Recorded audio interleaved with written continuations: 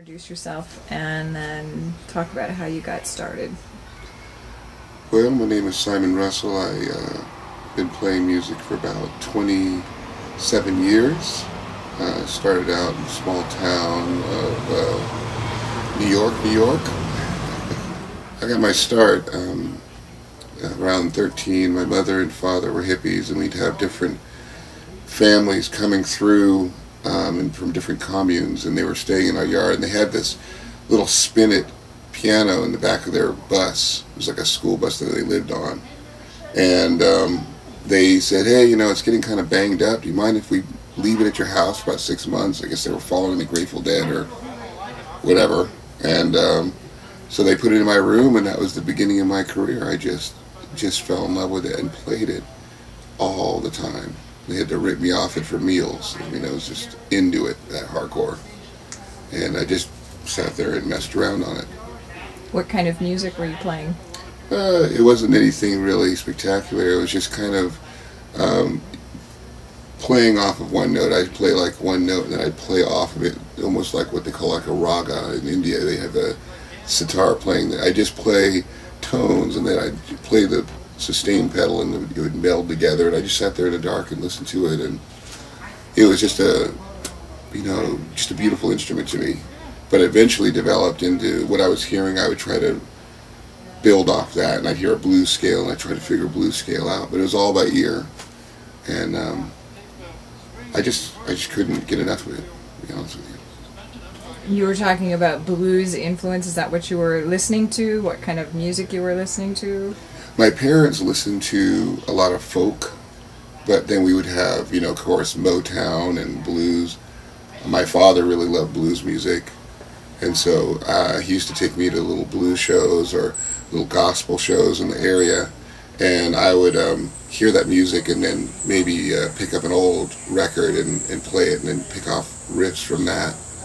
And I developed a lot of the style from there, but it was just listening to records and constantly exposed. But the folk music was huge. Kate Bush, all of those artists from back then, James Taylor, you know, I got influenced by all of that. But I actually didn't hear real blues music in the flesh till I was a little older, probably 14 or 15. Really didn't get to hear it like live and in a real setting. So.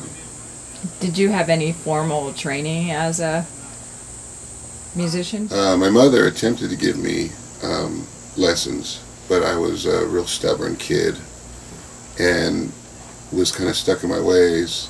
And I really heard things my own way. And when we went to the formal training, they tried to get me to learn classical, which I had no interest in at all. And, you know, now I appreciate it, but back then it just was very rigid, and I just imagined, like, people hitting me with a knuckle on the, you know, with a ruler and, you know, keeping my back straight. And I just loved the blues music and the soul music that I was hearing, and it just didn't seem to have, it had more freedom to it, and so I gravitated to that. So as for training, my mom made many attempts, but I just skipped over it. So. You're self-taught. I'm self-taught right now. I did later on. I took instruction from a guy named Jim Grantham in the last 5 years, and started learning how to read and play and learn jazz theory and whatnot.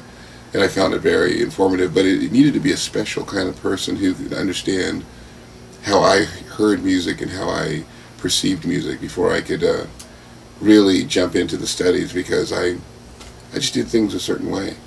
But I'm finding now that if I had done it back then with this teacher, you know, I'd be doing a total different thing. He was amazing. You know, I still go to him and take instruction from him when I can. Talk about your sculpting your music and where your inspirations came from. Well, unfortunately, the sculpting of the music where it came from for me was through misery. You know. Pulling out of really dark periods of my life where I couldn't, I had no control, where I was trapped, and music was that freedom where I could express those feelings, where I couldn't say it in words, I could say it in music. So it was like my expression. And I could, you know, if I couldn't cry, I could play a beautiful melody. You know, if I was too much of a man to cry, I'd play a love song or whatever it was. And so it's an expression that is very soothing and therapeutic. It helps you through hard times, but it also helps you through good times too. You know, to appreciate them. So the process would come where I'd just start hearing a melody. I would hear some haunting, beautiful melody like my song "Work in the Fields," like a and I'd hear that. It would haunt me and haunt me, and then I'd finally go to the keyboard and I'd start playing chords that work behind there. And it developed over time, and then the words would come. And that's always how I've written stuff. It just kind of comes to me in time. But usually when I'm driving and I'm quiet and I'm, you know, reflective, that's usually how my process works. Can you share some of those painful stories to kind of show where that pain or where that comes from in your creation? Sure. Well, one of the first painful experiences I remember where my music comes from was going to kindergarten, and as soon as I walked in the room, the kids saw that I was different. And I remember one of the kids walked up to me and he says, "What are you? You know, where do you come from?" And I said, "Well, I'm Simon." And so he pushed me, and I think I swung and punched him, and then the whole school jumped in his defense because they saw me as this weird beast of some sort, and they stomped on me and spit on me. And when my mother came to get me, she said my afro was just dripping with spit, and I was dirty, and she had to go talk to the principal about this. So that was a really, I still remember that even at a really young age. But that's, you know, very few things I remember from that age, but I do remember that day. So, Why did they think you were so different? What was it about? I was the only black person in the whole city. There's no other black people there, and I had this big 70s afro, and I was just, you know, funky looking kid, you know, very skinny. But I had no idea it was because of my color. I just didn't put it together, but I just felt the energy from them. And I just knew that they didn't trust me and they didn't like me for some reason. And a lot of your music now is from... Yeah, deep-suited, yeah. A lot of my music is from experiences like that, feeling very isolated. You know, growing up most of my childhood in Sebastopol, pretty much till I was 16, feeling very isolated. So instead of hanging out with the kids, I'd go and play piano and play for, you know, 6 to 8 hours and just sit in there and play. And I had one friend named Joel that I would go and hang out with, but every once in a while he'd be out, you know, he wasn't always available. So yeah, that's a lot of what I pull from when I'm playing a lot of blues or music on the level. I'm just playing from those sad moments and misery. So talk about your background and your nationality and how that's kind of sculpted you as well. My nationality, I'm European origin, as well as from Barbados. That my mother was, her background was Jewish, and some of the family members were the survivors of the Holocaust, and there was very few that made it over. And so we had that background, as well as my father's background. We were from the South, and we traced them up to the Barbados. And by way of, I'm sure a lot of them were by way of Africa. We were all kind of migrated up, but I had a mixture. I was from a mixed background, so it created somewhat of an identity crisis. You know, growing up, even hanging out with the kids of color, which didn't happen until 16. I got excited at school when I saw some black folks, but they thought I talked too clearly, and so they thought I was strange and called me a house negro and Oreo and all these different names and stuff. So I realized I didn't fit in anywhere. And so went back to the piano again, the only place that felt at home. And just started creating and just, going in there. So a lot of my music comes from isolation. If you hear, a lot of the themes are from loss, and and it sounds very dreary, but it was what I knew. It's what I knew. So talk about, we were talking about creation and how, where the music, was coming from, and how you want people to experience your music, and kind of as a musician, what types of developments you've moved through as far as wanting to be seen, wanting to be known, and now kind of in a different place. Well, yeah, it's interesting because when I going through that isolation, that's music was my expression. Didn't really have a lot of great conversations. It was just all music, and I started to get popular for my music. But because I went through that isolation, if we would go to a new town, and attention wasn't something I wanted because I knew it always seemed to be connected with negativity.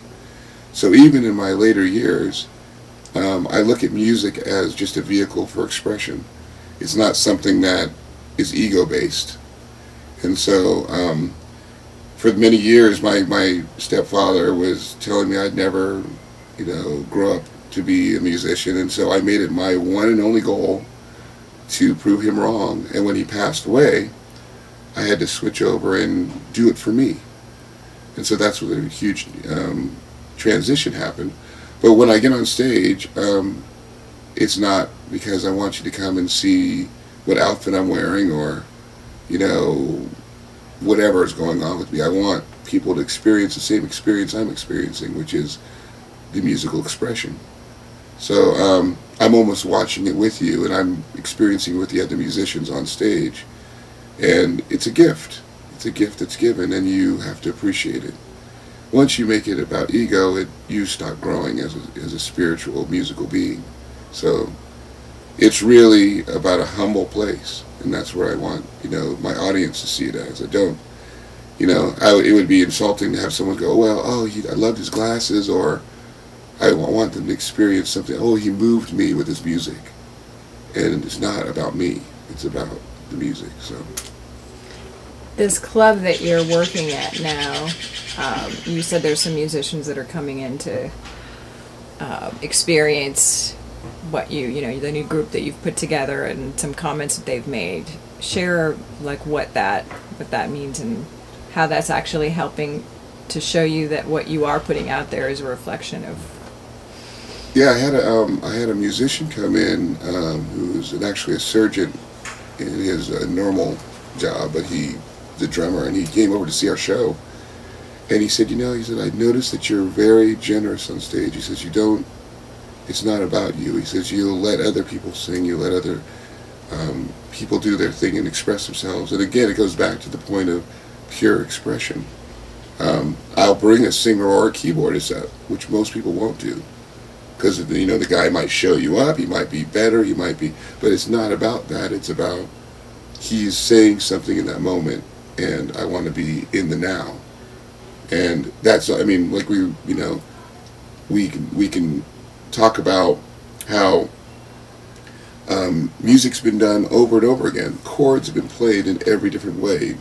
The lyrics have been done a trillion times, but the only thing we have that's original is what we're doing in that moment at that time. Music has been regurgitated over and over again. So there's nothing new, except for the fact that you're doing it in that time, in that space, and you're putting it out in the universe, and that's it. And it's out there and it's done. And so you have to be in it. And I'm not reading off a piece of paper. I'm saying something right there and now. So that was a huge compliment for the musician to say something like that he noticed that we were doing something that was spiritual and pure and raw. And the audience was actually experiencing that. Well, that was the interesting thing, is that, we're doing 90% original music. And these people come in at the early part of our shift, and we do 3 hours, and they stay through the whole thing. They don't leave, because we're moving their spirits, hopefully, and we're experiencing it all at the same time. There's this beautiful connection going on. So from that standpoint, you know, that's saying volumes about what we're trying to do as a band and musically, is that they're not going, oh, I'm not hearing you know, Casey and the Sunshine Band or you know, whoever else. We're hearing original, but it's just music in the now. It's just they're just coming out purely from the heart. What do you want your audience to feel or remember, like, of your sound? I just want them to feel. I just don't want to suck, and I just want them to feel something. You know, I just want them to feel, and maybe open up something spiritually for them. Maybe my lyrics might say something that they've experienced, and they go, you know what, hey, I'd never looked at it from that perspective, and maybe I'm going to go back and talk to my ex-wife, or maybe I'm going to go, you know, where it actually moves them and opens them up to possibilities and things.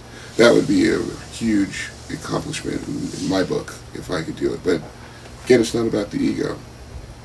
It just comes down to the music. So from that, talk about where your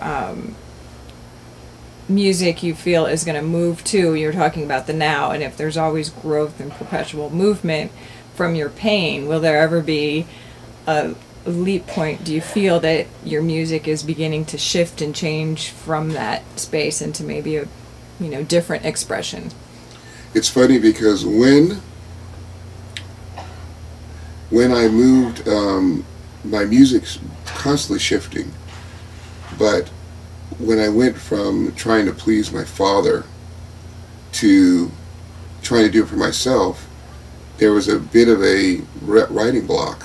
I didn't know how to do it, and I've never written from a happy place, so I was confused. What do I do? How do I create? So I sat there. It was almost a year long. I didn't write a tune at all. But my children would do things that made me so proud, and I started to write again, and I would write out of a different place. But constantly, the underpinning, the foundation is based in the blues, in misery. It's still based in that pool of misery. And I don't mean that in a negative way, it sounds like it, but it's still like the juice that keeps my engines running, is still being able to pull from remembering where I was at and where I'm at now. And one of the beautiful things about the blues is that it was one of the original protest music. It was like the original protest. I mean, people would say things in blues that they couldn't say without getting lynched. You know? They couldn't say these things, but they could say it in a song. The church pulpit, gospel music, which is also in my playing, was a place where they would say whatever. The pastor would be screaming to the top of his lungs about the political place that they were in at that time. And so I feel it's like imperative to have that in my music, because it's protest, it's raw, it's chaos, it's whatever, it's so many different things. And so it's important for my expression to have it in there. Have a bit of pain, a little twinge of pain. Even in the happy songs, there's a little bit of hurt in there. And it's the mixture that makes it beautiful. The yin and yang, and the happiness and pain, and all of that. So I have it in my music at all times. Blues is my blood in the veins. It's really the blood in my veins is the blues and gospel. So. Amen, brother. The layers, the blend. That's it. That was hot. That's good. I want to just touch back on a little bit, because when you're talking about your nationality, I think what may be unclear to some people, because you can be Jewish, but really it's like white and black. It's right. Two very different, cultures. So if you talk about it Sure. from that perspective. Sure. And you said you were born in New York, so start with, New York, and then how you ended up in Sebastopol and that. Okay. I started off in New York. I was born in New York, and my mother, who was a really tiny Jewish woman, had met this guy, a shoe salesman, my mother was this white Jewish woman that met this shoe salesman who was black, and just fell madly in love with him, and they started a date, and I was a result of that union. But eventually she found that they weren't very compatible. We ended up leaving the area and moving to Indonesia. And we went to Indonesia and lived there for about 10 months. And I don't remember any of that. I was so young, probably about 10 months old. But my stepfather from San Francisco area had been going on a round the world trip on a boat, and they stopped in the port. And they fell in love and got married, and he brought us back to the States. And that's how we ended up here. And we've been living in the Bay for since I was a little kid, like literally 1.5. I've been raised from starting in Fairfax, Cloverdale, Sebastopol. We just migrated from different areas. My stepfather was a reporter, a white stepfather. And so the dynamic changed because I was basically, as far as I can remember, I've been raised by 2 white people. And again, not only was the only black person in the city, my family was all white. So there was this, dynamic that I always felt like this outsider. My mother and I were very close. My stepfather and I had our times, but I always felt like I didn't belong anywhere. Which, again, brings me back to the instrument. The piano was, and interestingly enough, black and white keys, and there was this kind of interesting connection there. It was harmony for me, and literally harmony, and the sense of harmony in the means of my identity. It was immersed in this instrument. I loved it for that, and it was my connection. I was one of both. And so it seemed to, in a way, be my salvation. It was my solace, where I ended up feeling whole and as one and belonged. And to this day, still do. That's beautiful. Talk a little bit about, that was a great analogy. I mean, that's the perfect way to blend it all together. I don't know if you ever put that together. No, if actually, that that's just just came. into me. Yeah. I can see a little teardrop. Yes, I'm getting a little emotional. So how does that feel to actually bring that together and say, wow, now this really makes sense why the piano is such a big part of my life? It's really hard to explain how it has kept me alive. I literally would not be alive if I didn't have this instrument, because the stuff that I went through as a child would maim most people. It would just spiritually maim most people. You just, sorry.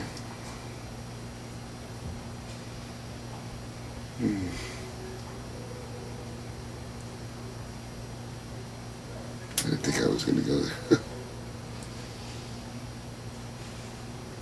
Sorry. It's good, Simon. Let it out. That's the beauty of your expression. I mean, it's all coming together. This is very healing. Yeah, I didn't think I was getting emotional.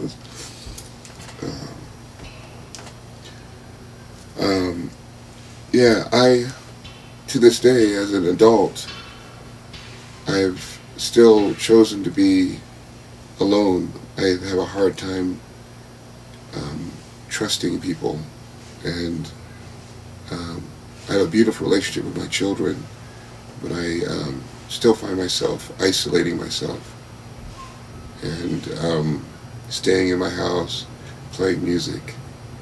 When I leave to go out, I'm leaving to play music or be with my children, and then I go back to my cave. Because I still look at the world from the outside in, that isolated place. And I don't feel part of the world. And it's funny because I go and play gigs and I'll see people who, they come and talk to me, but I find that I will talk to people for a few seconds. I don't ever engage, and I'll move on to the next person, and I just give them a little piece, And it's usually like a very worked out little bit. I say, yeah, how's things going? Oh, great, well, it's great. And then I move forward, and I never engage because I've never felt part of the society. So it's sad because it's sad, but in a way, it's giving me a great strength. And here I've been able to give my children a different pathway, and they're extremely engaged. And I live somewhat vicariously through them, and it gives me great joy to see them connecting to the world. And in there, they're my conduit to the outside world. They come back and tell me stories. My daughter's in school, and she tells me her stories, and I get to hear it through them. But I still fear the engagement of connecting to the outside world, unless it's through music. That's my buffer. Then let's go back to how and where you're creating now, because if you're co-creating with your audience, that is the oneness, the inclusivity. So part of it is actually bringing that audience in that world that is so sacred to you, right? Yes, through the buffer, through the filter of music. Part of connecting to the crowd and sharing the pain and sharing the joys and the different things is to get acceptance through my musical instrument, which has been my salvation, and not really technically connecting to them in another way, which would be actually having a conversation. It's having a conversation with their spirits and hoping that there's a healing process that goes on through it, and hoping that they'll see me for who I am, just a loving being, and not see me for my color or see me for the interracial thing, seeing that I don't particularly speak right with the black folks, or I don't look like the white folks. I want them to see me for just a pure being who loves and has been given a gift, and just hopes that they can see the inner person. And other than that, that's all I have to offer. I can't. I don't know how to just sit down and really give, unless there are usually musicians or other artists I can relate to. But the average Joe, I don't know what to say, other than what you hear in my music. You managed to get me to. Whew. You want to take a break, or are you okay? I'm good. Yeah, I just did. That was weird. That was beautiful. That was beautiful how it all just kind of. I mean, I think that's what happens in those moments. You start to realize, wow, okay, this is a reflection. This is my, my little world.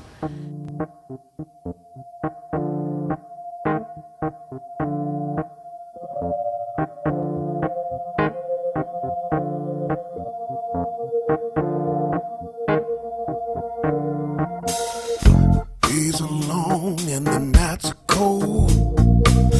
I'm traveling down this dusty road.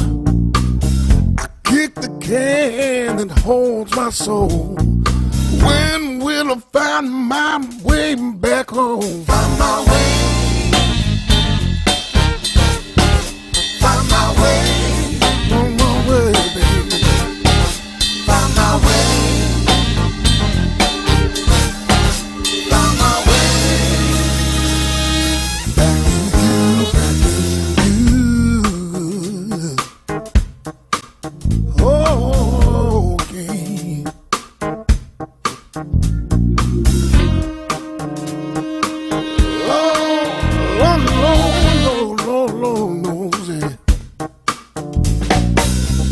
Lost about every single cent I've earned. Cut or tied so many bridges I burned.